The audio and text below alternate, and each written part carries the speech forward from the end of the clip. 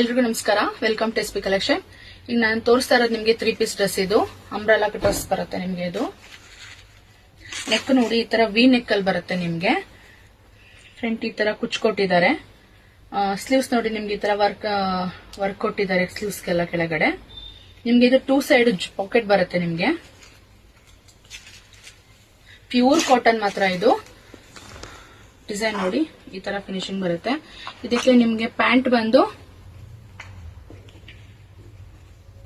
Elastic ಬರುತ್ತೆ ನಿಮ್ಗೆ. ಇದು ಸ್ಟ್ರೈಟ್ ಕಟ್ ಪ್ಯಾಂಟ್. ಇದು ಸೇಮ್ ನಿಮ್ಗೆ ಇದಕ್ಕೆ 2.5 ಮೀಟರ್ ಲೆಂತ್ ಇದೆ ವೇಲ್. ನಿಮ್ಗಿದು ದುಪ್ಪಟ್ಟ ತುಂಬಾ ಚೆನ್ನಾಗಿ ಬಂದಿದೆ, ದೊಡ್ಡದಾಗಿ ನೋಡ್ತಾ ಇರ್ಬೋದು.